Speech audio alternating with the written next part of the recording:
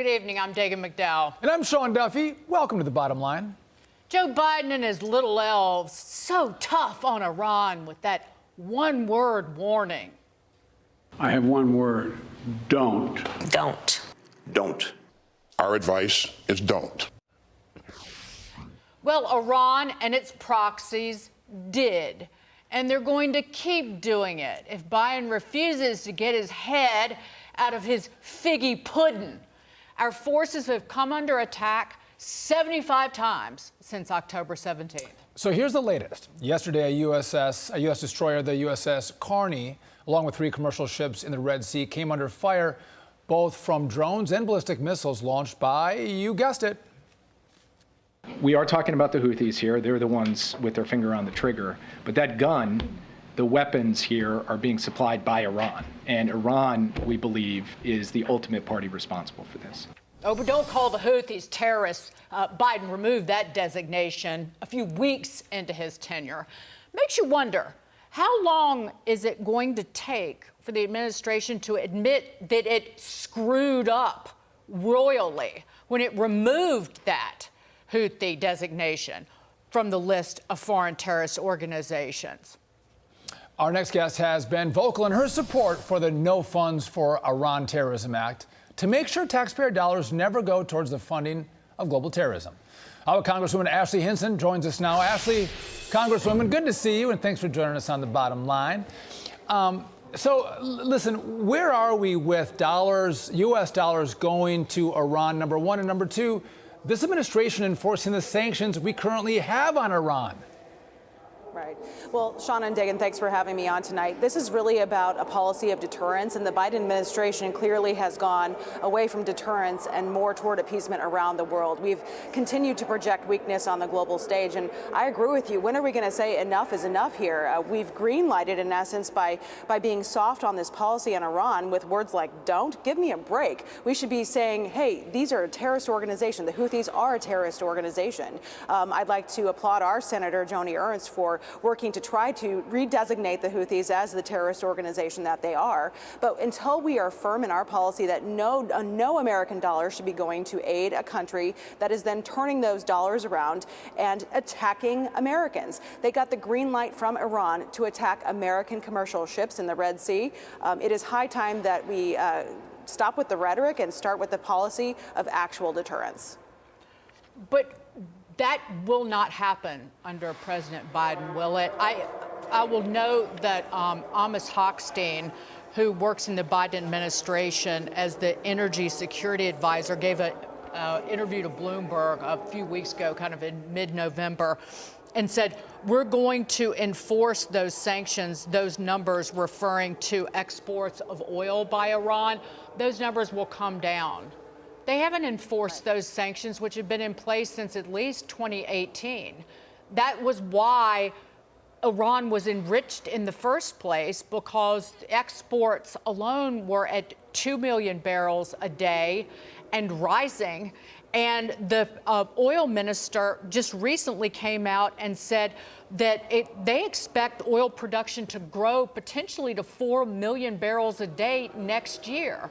There's nothing getting in the enrichment of Iran at all, particularly not from the Biden administration. Yeah, and realistically here, being from Iowa, we have presidential candidates coming through our state constantly right now. I think it's high time we make a change in the White House. The other answer here is domestic energy production. Another thing this administration has really slammed the brakes on. They've squashed every viable domestic energy production option in this country. So again, energy is national security.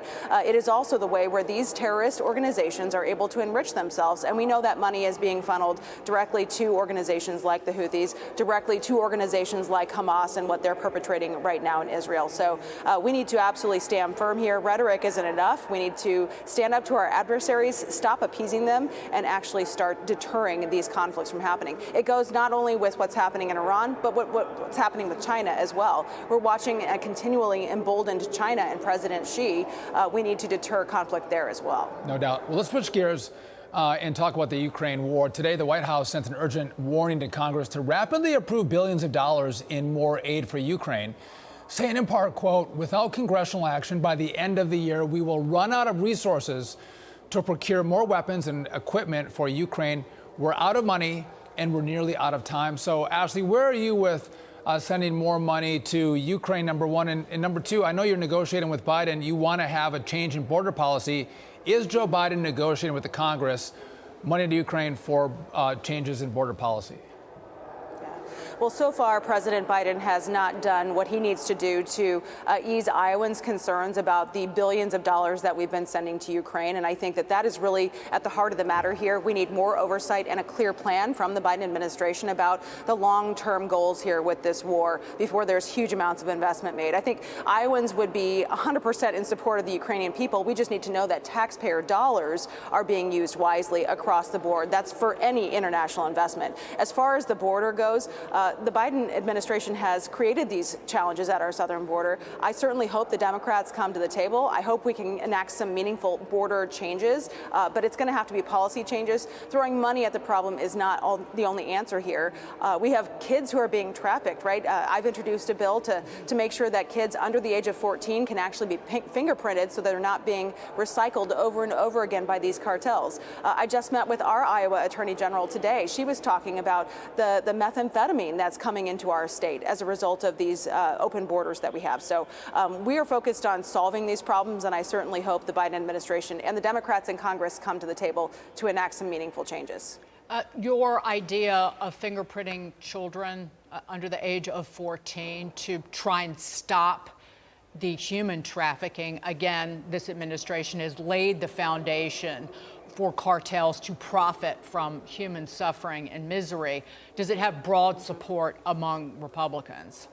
Just based. Yeah, absolutely. Yes, and it's in both chambers as well. So I'm hopeful that we could maybe get this included in some kind of a package deal when we do have those bigger conversations about border security. But I'm a mom to a 12 and 10-year-old, and I think about these poor children being taken advantage of over and over again by these single men trying to appear like they're part of a family, trying to, again, exploit the Biden border policy. So we have to fix this, and I think that this is something that shouldn't be a Republican or Democrat issue. It should be this is something that's really bad that's happening. We should stop it and we should fix it.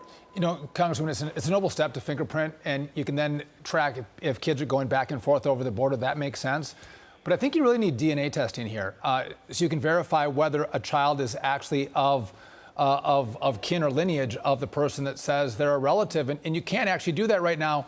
When I went to the southern border, Border Patrol wanted this, but politicians pushed back on it. I think it's a higher priority that we make sure that we don't have kids trafficked with people that say they're their parents, but they are not. Yeah, 100%. And this is just one step of something that we could do to help alleviate this problem. And I'm absolutely willing. I serve on the Homeland Security Appropriations Committee, so I'm willing to take a look at any policy that's going to help put a stop to these disastrous policies at our southern border. Congresswoman Ashley Hinson, thank you so much for being here. It was great to see you. Thank you. Always.